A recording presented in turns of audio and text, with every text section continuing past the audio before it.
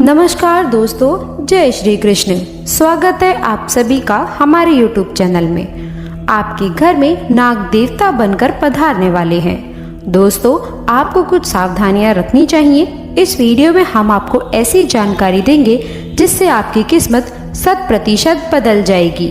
और आज रात 3:30 बजे के बाद यह देवता आपके घर में घुसने वाले हैं। ये कोई सामान्य नहीं है, बहुत ही देवी शक्ति रहेगी।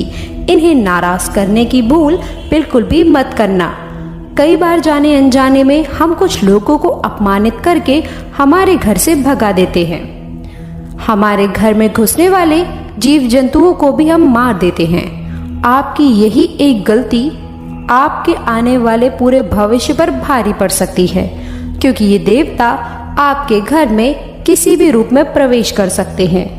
डरने वाली कोई बात नहीं है, ये तो आपको आशीर्वाद देना चाहते हैं। अभी आपके ऊपर है कि आप आशीर्वाद लेना चाहते हैं या नहीं लेना चाहते हैं। वीडियो बहुत खास है, बिल्कुल भी इसे मिस ना करें और शुरू से लेकर अंत तक जरूर देखिएगा, क्योंकि दोस्तों आज जो ज्ञान हम आपको देने वाले हैं आपके भी रोंगटे खड़े कर देगा। सबसे पहले जो भी महादेव के सच्चे भक्त हैं इस वीडियो को लाइक जरूर करें और कमेंट बॉक्स में हर हर महादेव जय शिव शंकर जरूर लिखिएगा। और साथ ही साथ श्री साईं नमस्तुमे जरूर लिखिएगा। अगले 3 महीने में आपका असंभव से असंभव कार्य भी पूरा हो जाएगा।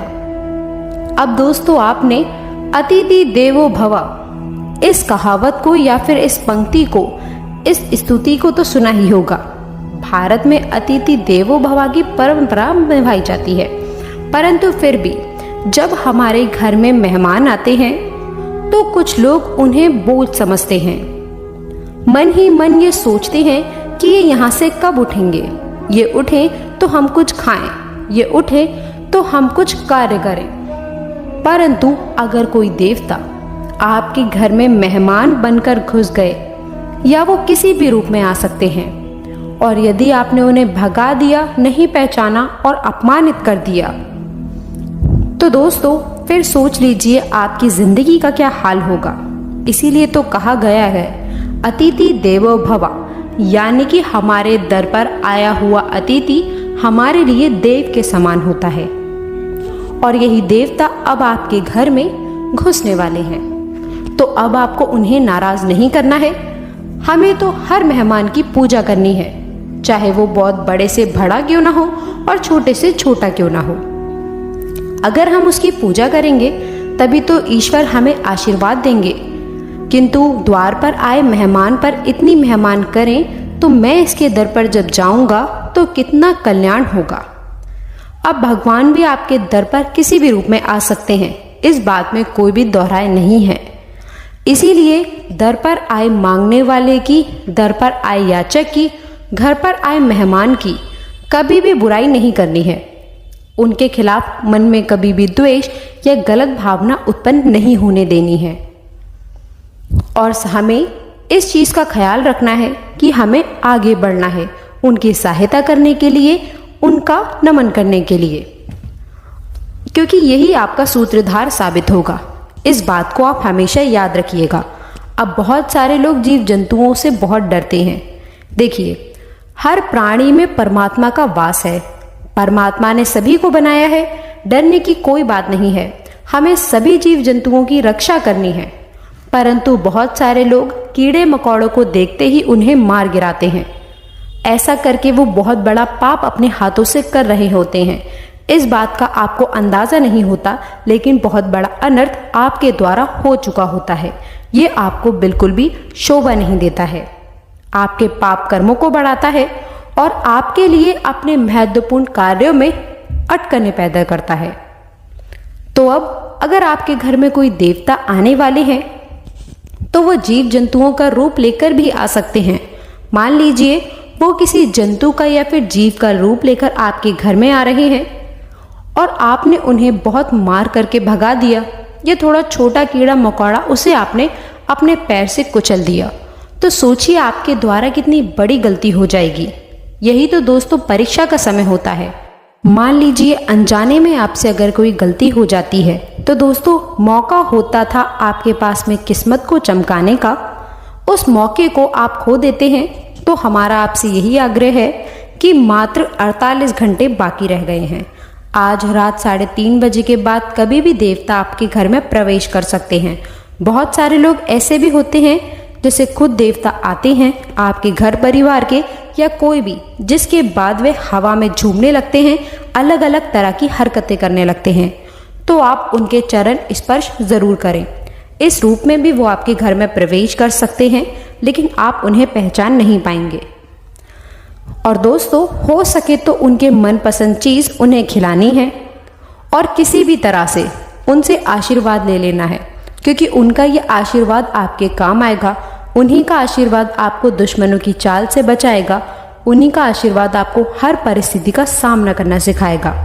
आने वाले अगले दिनों में एक और चाह तो दूसरी ओर राह, यानी कि जो चाहेंगे उसी का रास्ता बन जाएगा।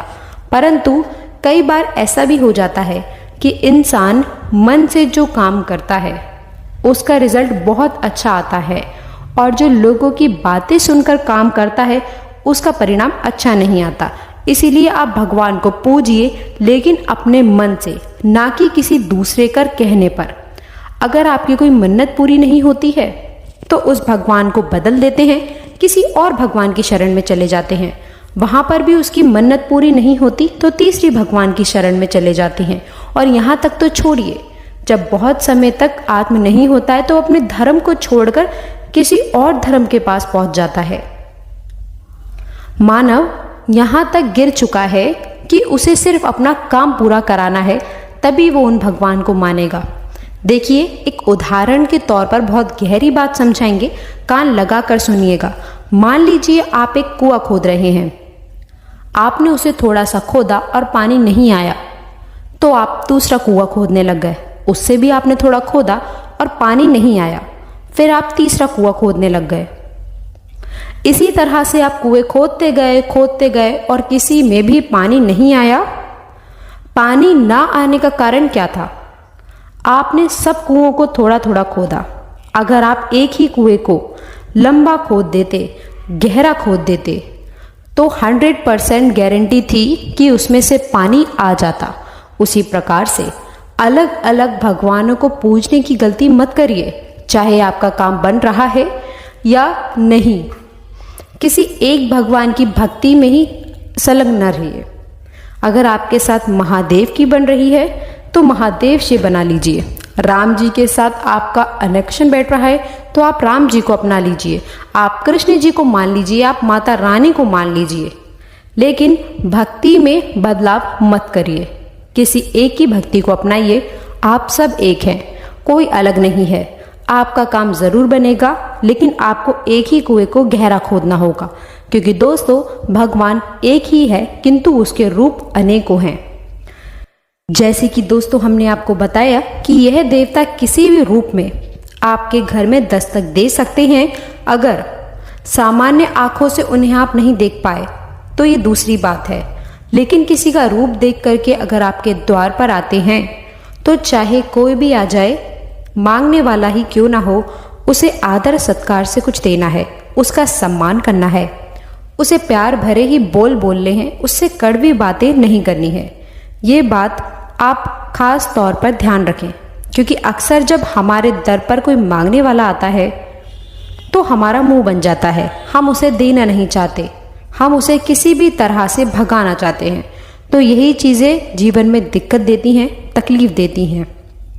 अगर भगवान ने आपको किसी को कुछ देने के काबिल बनाया है, देखिए लेने के काबिल तो नहीं बनाया है, देने के काबिल ही बनाया है, तो ये कितनी अच्छी बात है।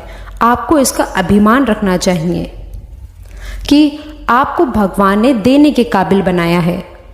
और पृथ्वी गोल है और आपके पिछले जन्म में आपकी यह गलती हो सकती है आपको लेने वाला बना दे।